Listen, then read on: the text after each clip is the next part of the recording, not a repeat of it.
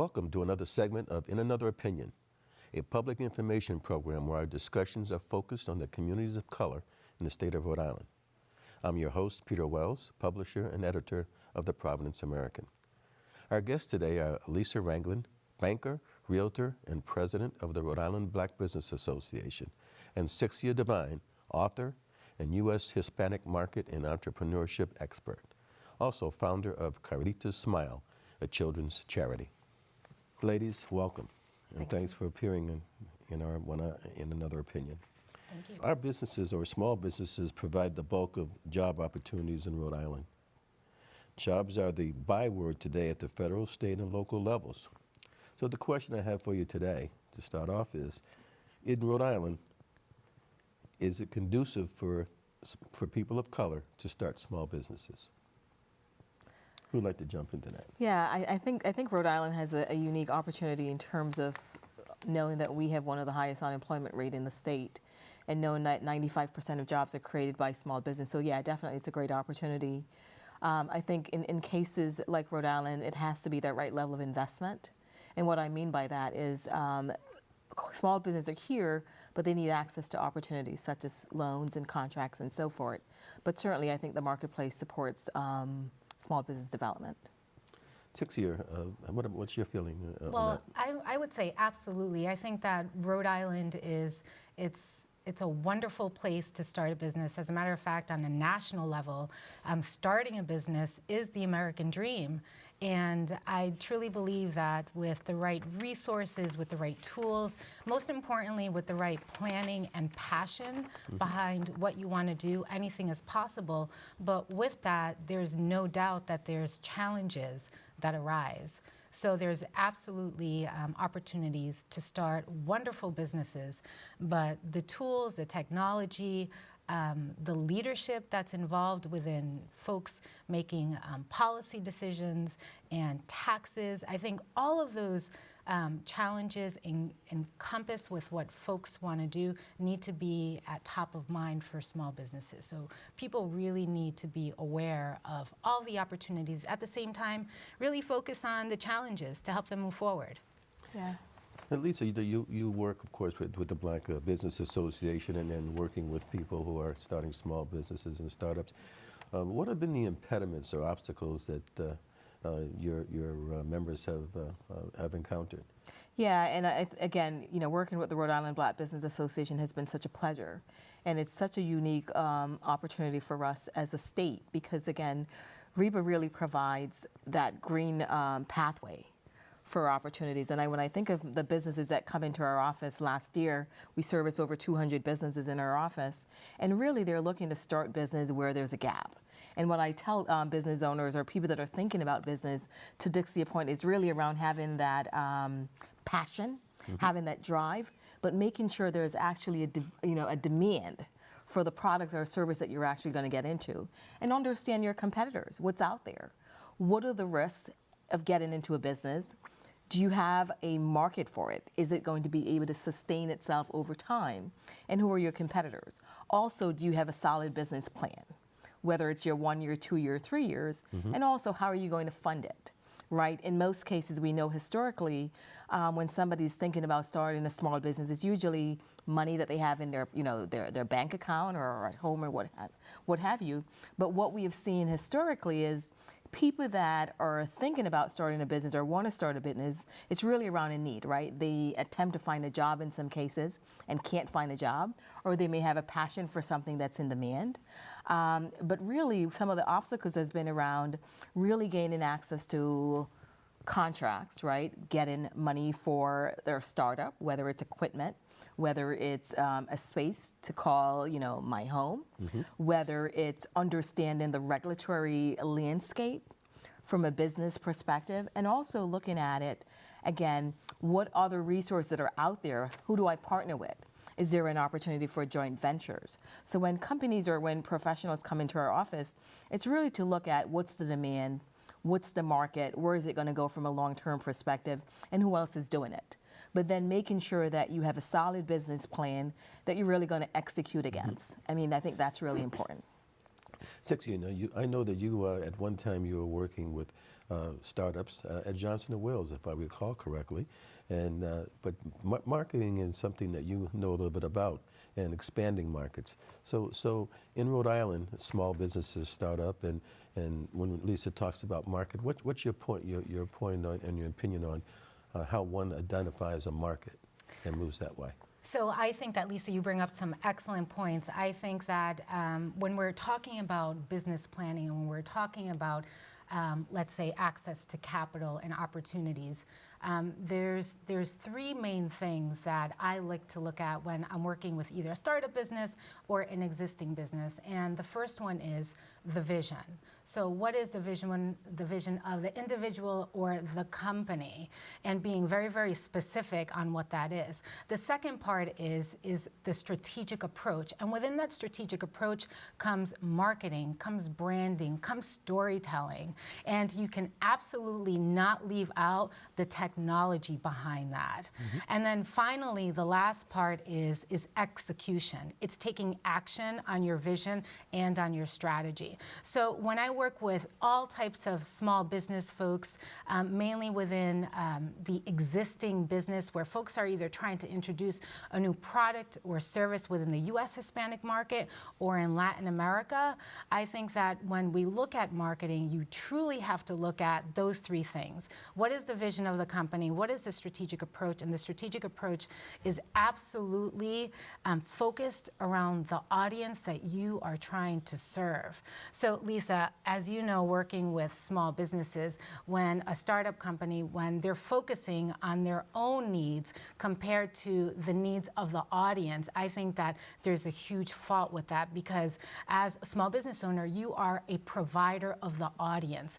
So it's really trying to understand the outline and the philosophy and the mentality of the audience that you are trying to reach. Even outlining the specific characteristics of your ideal audience member is going to be key with developing your story, with developing either the video that you're trying to create to speak to your audience, the messages that you're trying to share with your audience. And at the end of the day, when we talk about a new way of marketing, it's absolutely not about selling. It's truly about connecting your heart with your mind. And I think that people now, they don't want to be sold to. I don't want to be sold to at all. Mm-hmm. I want people to move me. I want people to inspire me. I want people to share their stories with me. So, and then that way I can move forward and support them in some way. I think that we see a lot of this within the millennial groups and also within the Hispanic market and people of color, where now they're looking at different approaches to really bringing, I guess, their product to market and really moving forward in their business. Well, and this is interesting.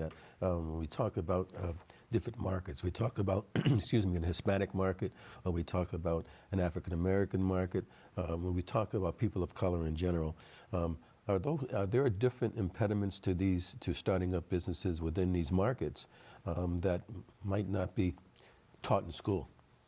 Well, I certainly think so. I mean, when you look, for Hispanic, there is a cultural and language barrier in some cases. But I think when you look at it from a impact in terms of risk mitigation, I think you also look at it holistically, whether it's a Black or Latino or an Asian, and what small business or community, African American or whatever you want to label that community.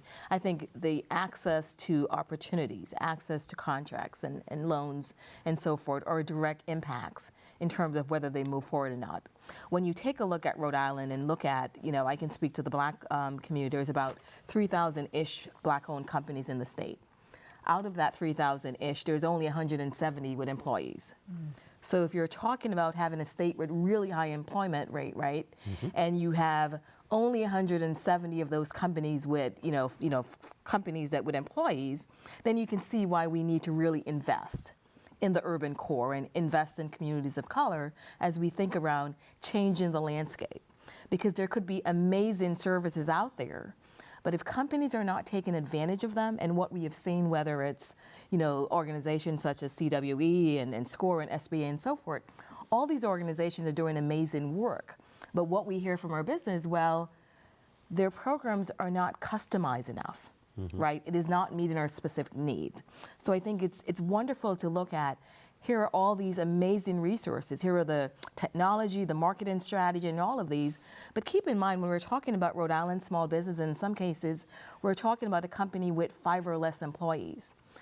There could be just a single person that's running this company, right? So when you think about marketing, technology, does John Doe have the resources to implement a infrastructure that supports where he needs to go from a long-term growth perspective, right? So I think we need to look at, are there shared services out there that companies can take advantage of? When you're talking about, your huge marketing strategy or your infrastructure and all of that, you're moving more into your larger company. But if you're looking at your micro companies, which we have a lot here in Rhode Island, it's really looking at what are those shared services that are out there, whether it's space for them to call home, whether it's a back-end service such as technical assistance, CPA, bookkeeping, and that kind of stuff. But it really has to be unique, that really meet the specific need of a entrepreneur or a micro company. Because again, small business or your larger companies, they're going to be able to support their infrastructure from a long-term perspective. But when we're talking about, really your micro companies here that we see in Rhode Island that we know historically can create jobs, they have created jobs, we must think about it in a more unique way. And it's not going to be your one-size-fit-all, but rather looking at it, what does each company need specifically for them to grow based on that market share? I think I think you bring up such an excellent point. And the thing that I wanted to add to that is for a lot of the growing companies who, let's say, they might want to partner with the smaller micro companies, what's happening is there seems to be a lack of education as it relates to doing business with these other types of companies. And I truly believe that if a company or if the leadership within a company, if they are not informed as it relates to the opportunity or how to communicate with companies, then they're not going to move forward because they're not going to know how to move forward.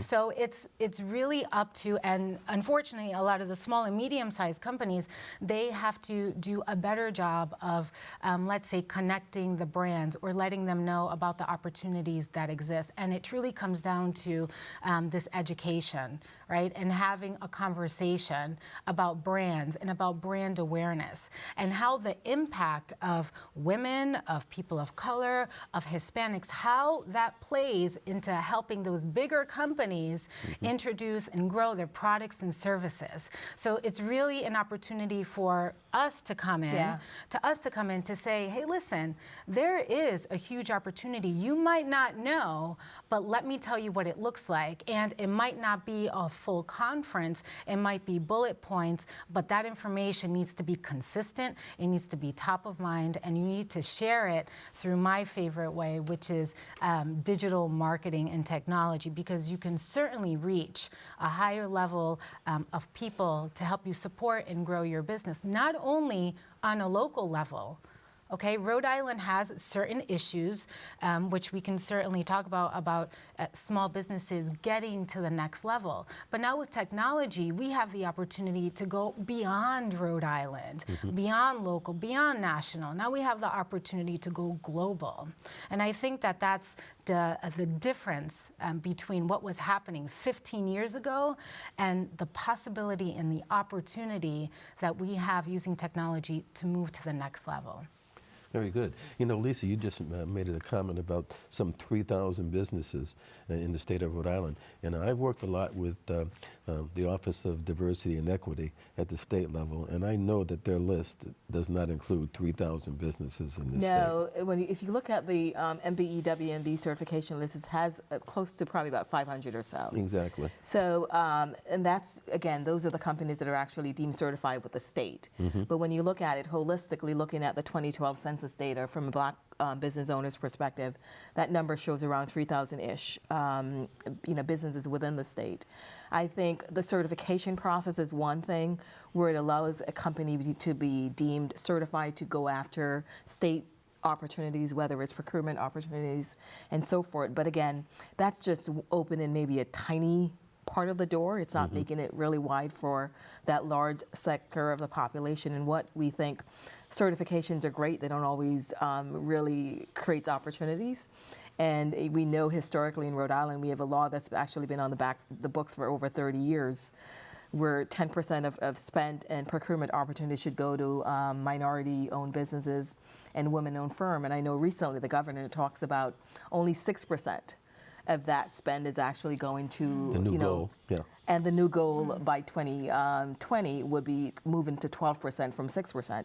And I think, setting the goals is wonderful, but it's really how are we going to get there? Right. How do we identify the current sector of the population from a business perspective that are in that growth span? And what are the key things that they need to grow? It's one thing to set these amazing goals, which I think are really great, but it's really to lay out a strategy that, again, an actionable strategy that equates to here is a dollar that we're going to allocate for investment. Because what we've seen, historically has been, here are these amazing plans that have been developed. And I've seen them whether through commerce, whether through EDC way back when, whether through the state and different people. And we've seen these wonderful plans.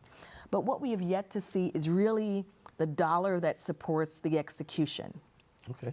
And we must change the dial in a favorable way, whether it's engagement of our elected officials. Also, I think there's an opportunity to engage corporations as they think about supplier and diversity. It's great to talk about supplier and diversity from a, look and feel perspective, from a responsibility here is the right thing to do. But let's be serious. Let's be real about real investment in small companies to think about your diversity program and how can that really leverage the businesses that we have in our state to be a part of your growth as you think about that inclusion. Absolutely. So when we think about what does real investment look like, I think that we also have to think about the individuals who are making the decisions. And I think that this is such an important point to make. But the folks who have the ability to invest, going back to my point earlier, when it has to do with understanding the power of the market, that person should reflect the identity of the people that they are serving, meaning that more Makes people sense. of color, more Hispanics, and we will see this, they are going into positions of power, meaning that they are able to engage in support.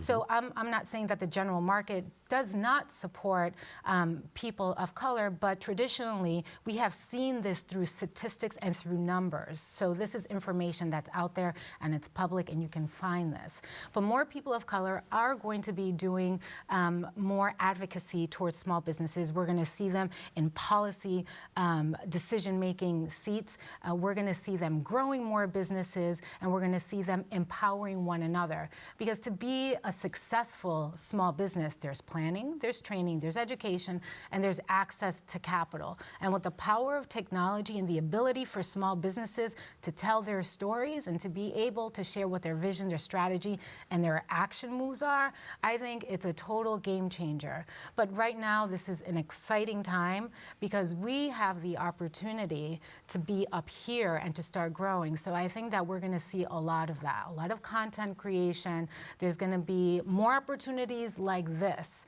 being on shows where we're able to share our expertise and empower others and let them know, hey, listen, if Lisa Ranglin could do it, if Sixcia Devine could do it, why can't you do it either? And if you don't know how to do it, well, send us an email, find us on Twitter, look for us on Facebook, and ask us a question, right? So it also needs to be part of the small businesses that are really excited about moving forward. Because when you're excited and when you're hungry, by the way, you will find something to eat. You will find something to drink, right? This is true. You'll find opportunities. They do exist, and they are out there. And we are examples of that. Yeah. Well, which is a perfect segue into my next question. And is, in your opinion, what specific advice would you give to a Black or a Latino person who wants to start a business in Rhode Island? Specific advice. I think the key is to really making sure that there is a market for your product or service. You must have a vision. You must have a strategic plan in terms of where you're going. And there has to be that market that is going to support your proposal over time. And again, find people that have been there. I think find people that are successful. It's always important to identify a mentor.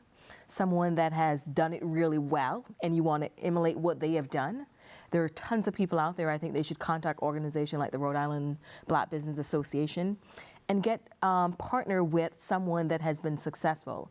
I say, dress for success is great, but if you want to be in a the top layer from a growth perspective and be playing in the big field, you need to find somebody that's in that field and really say, hey, John Doe, do you mind if I shadow you? Don't be shy.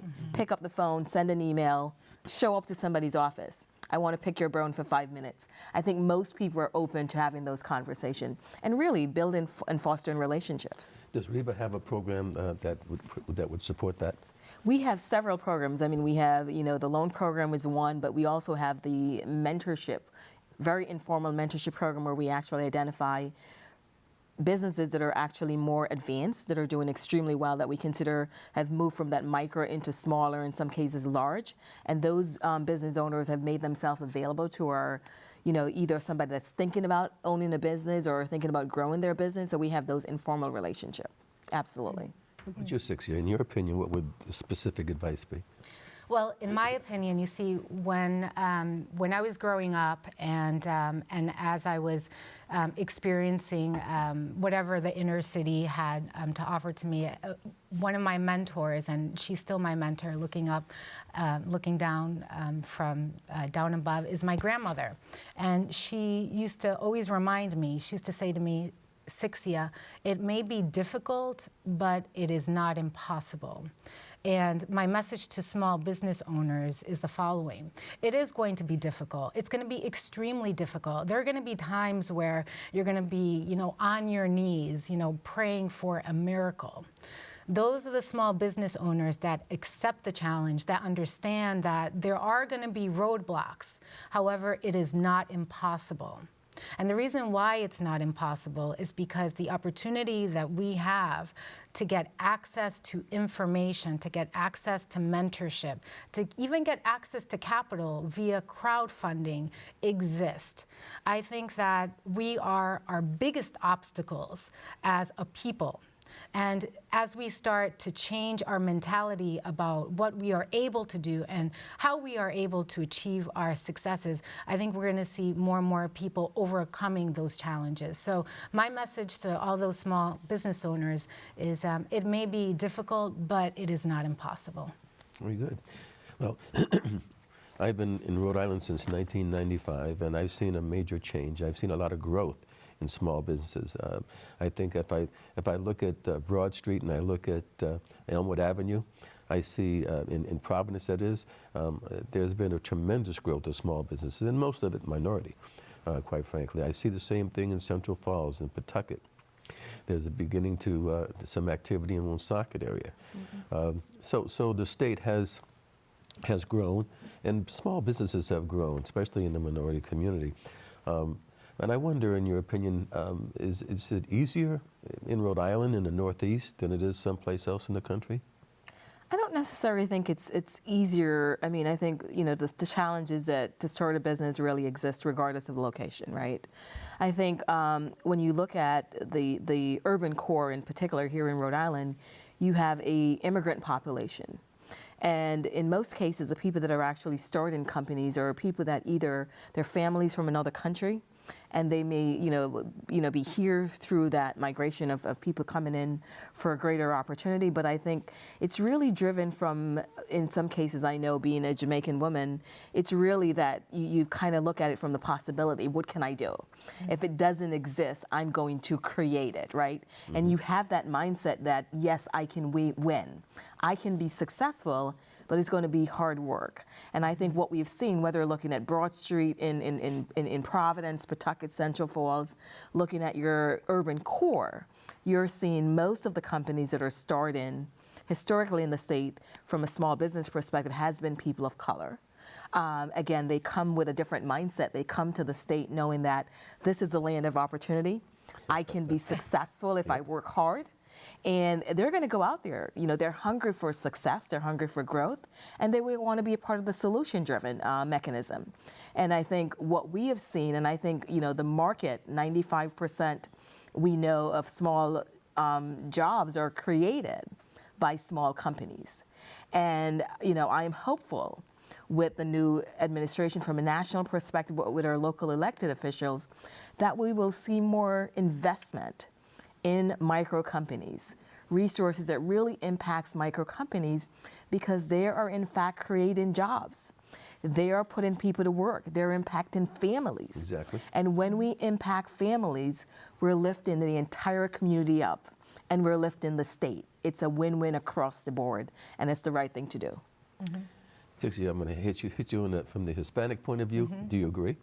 I would absolutely agree. I think, so just looking at the demographics of Rhode Island Hispanics, within the last few years, they've been the largest minority group that have been starting small businesses. So in response to your question, it's absolutely easy and simple to start a small business in the state of Rhode Island. The challenge is sustaining a small business. So typically between 85 to, I believe now it's 86% of small businesses within the first 2 years, they go out of business. Okay, and so that has a lot to say with a lot of things that are happening. A lot of things are, let's say, what we have talked about throughout this half an hour. It's the planning, it's the access to capital, it's the opportunity for growth, and it's the resources. So it's absolutely easy to start a business, but to sustain and to grow a business, I think that that's where the challenge comes in. And this is where we need more mentorship, more education towards technology, and truly just empowering small businesses to move forward. You know, this has been a very rich conversation, and believe it or not, our half hour is just about up. I could talk to you more about this, and I'm sure our listeners would gain a lot more information and knowledge just by continuing this kind of a conversation. Maybe we'll have to do it again. We'll see how that works out in the future. But I'd like to say that we've run out of time, unfortunately. But I want to thank both of you today, our guests, Lisa Ranglin, Sixcia Devine, and you, the listeners, for tuning in to another segment of In Another Opinion.